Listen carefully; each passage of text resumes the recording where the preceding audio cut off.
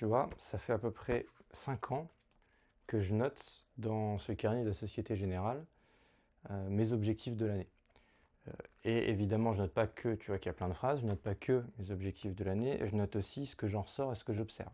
Et donc, au bout de 5 années, je peux le dire qu'effectivement, optimiser la fixation de ces objectifs et optimiser l'étape de la fixation de ces objectifs n'est pas forcément l'idéal, n'est pas forcément le plus important. Et j'ai même envie de dire, si tu passes 10 à 20% de ton temps, de ton énergie et de tes efforts sur la fixation des objectifs et que le reste, tu le passes sur l'opérationnel, donc sur comment tu vas atteindre, donc que ce soit le plan, la stratégie ou l'exécution au quotidien, cette façon-là de fonctionner est même optimale. Voilà. Au-delà de 10 à 20% de ton temps sur la fixation d'objectifs, pour moi, tu perds ton temps. Parce qu'en fait, le plus important, c'est pas la fixation des objectifs, mais c'est la personne qui va les réaliser. Et la personne qui va les réaliser, c'est toi.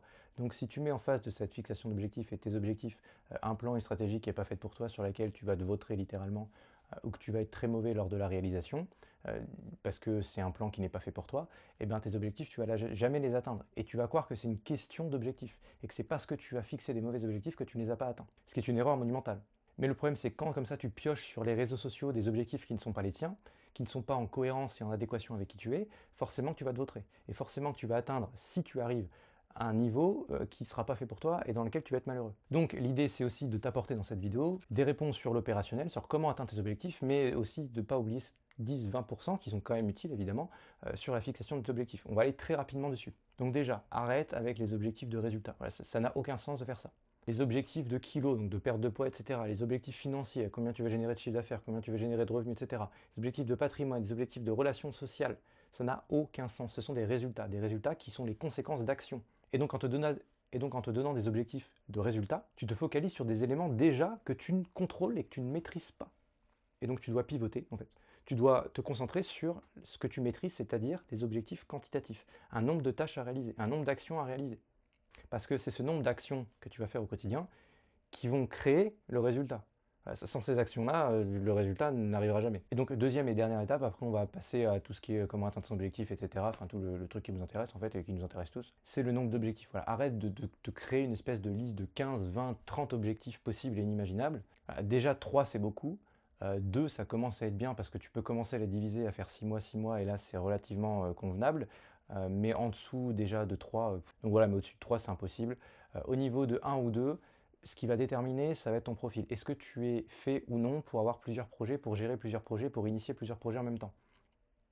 Et là encore une fois, il n'y a pas de secret, hein. Il y a soit la connaissance de soi-même, soit alors tu te sépares de ton locus interne, tu demandes à quelqu'un extérieur. Donc là, comme ça, tu n'auras aucun problème de te tromper. Tu ne pourras pas te tromper parce que 95% des gens se trompent sur tous les tests de personnalité, etc. Parce qu'en fait, ils n'ont aucune conscience d'eux-mêmes. Bref, si tu veux qu'on parle un petit peu plus de cette technique, ça vient de la psychanalyse, donc cette approche scientifique, si tu veux qu'on en parle un petit peu plus, n'hésite pas à me le dire dans les commentaires, j'en ferai des vidéos. Mais bon, bref, en gros, il y a 60% de la population qui est capable d'avoir un, 2, 3 objectifs maximum. Capables, pas qui sont efficaces. Pas que ce soit optimisé, c'est juste capable. Et il y a donc l'autre tranche de la population qui n'est pas capable d'avoir plusieurs objectifs en même temps et qui a même aucun intérêt à en avoir et qui a intérêt à avoir qu'un seul objectif en même temps. Ça peut être 2 objectifs par an évidemment, mais si tu fais 6 mois, ça reste un seul objectif. Donc vaut mieux avoir un seul objectif, même si évidemment tu as envie de réaliser tout ce qui est possible en l'espace d'un temps record. Mais déjà de se dire, ok, je maximise mes chances en n'ayant qu'un seul objectif sur les 3 ou les 6 prochains mois, pas forcément de l'année. Je sais que ça peut être assez anxiogène de se dire je vais réaliser qu'un seul objectif cette année. Effectivement, c'est quand même un peu triste. Donc tu peux au moins diviser ton année en 6 mois, 6 mois. Tu en auras 2 objectifs, c'est déjà bien. Et donc comme promis, finis cette étape de fixation des objectifs qui doit durer 10-20% de ton temps et de ton énergie. Donc une fois que tu as passé 10 à 20% de ton temps et que tu as consacré tes efforts et ton énergie à cette fixation d'objectifs, maximum 20%. Encore une fois, je le répète parce que c'est important. On arrive au plus gros morceau, à la réalisation. Donc tout le monde parle des objectifs, effectivement, tout le monde a des objectifs. Voilà, c'est facile de dire à quelqu'un son objectif, hein. Mais la question c'est de le réaliser. Et là, on perd beaucoup de monde, franchement. Donc, malgré que j'ai peut-être écrit beaucoup de choses comme ça, évidemment, j'en ai échoué, mais j'en ai atteint quand même quelques-uns, heureusement. Je sais pourquoi je les ai atteints. Je sais que j'ai fixé des objectifs qui correspondent à mon profil, et surtout, j'ai mis en place une stratégie, un plan qui correspond aussi à mon profil. Ah, et puis là, comme c'est bizarre, on atteint les objectifs. Donc déjà, le fameux débat motivation vs discipline, là, tu vas déjà avoir un choix crucial à faire. Je t'explique. En gros, pareil, on va reprendre à peu près 55 ou 60% de la population fonctionne à la discipline. C'est-à-dire que non pas qu'ils n'ont pas besoin de motivation, c'est-à-dire qu'ils peuvent réussir et être efficaces uniquement avec de la discipline. C'est-à-dire que s'ils priorisent la discipline en mettant de la motivation, parce que la motivation, c'est ce qui va nous permettre aussi d'agir et de nous fixer des objectifs. Sans motivation, tu ne te fixes pas d'objectifs, donc tu as besoin d'un petit peu de motivation. Mais 60% de la population, et peut-être que tu en fais partie, je t'invite encore une fois, etc., à avoir de la méthode de la psychanalyse, etc., pour pouvoir être sûr et certain que tu es bien dans ce cas de figure-là. Mais une fois que tu es sûr et certain de ton cas de figure, bah, tu peux pleinement concentrer tes efforts sur l'un ou l'autre. Donc si tu corresponds au profil de discipline, tu vas mettre tous tes efforts sur la discipline en ayant un minimum d'efforts sur la motivation et sur du plan. Parce que la discipline, tu es capable d'atteindre n'importe quelle tâche, de réaliser n'importe quelle tâche et n'importe quelle mission, mais si tu n'as pas prévu planifier cette mission à l'avance, tu ne vas jamais la réaliser. Donc la motivation sert à ça aussi, à la planification. Donc en gros, 20% de ton temps, encore une fois comme les objectifs, planification, et 80% de ton temps, exécution. Maintenant, pour les profils qui sont sur la motivation. Ils vont obligatoirement avoir besoin d'un minimum de structure et de discipline, les 20% de discipline, qui vont leur permettre tous les jours de réaliser les actions qu'ils doivent faire. Mais ils ont tellement une capacité de motivation élevée, de volonté et de désir, que ça va leur permettre aussi de ne pas se tromper sur ce qu'ils veulent vraiment, sur l'objectif, sur la destination. Et donc quand vous couplez de la discipline raisonnable avec une motivation sans faille, une vision sans faille et un objectif qui est clairement défini, ces personnes-là sont capables d'atteindre et d'achever de grandes choses. Rapidement, je vais vous donner quand même quelques astuces pour savoir si vous êtes plutôt d'un camp ou de l'autre, donc motivation ou plutôt discipline.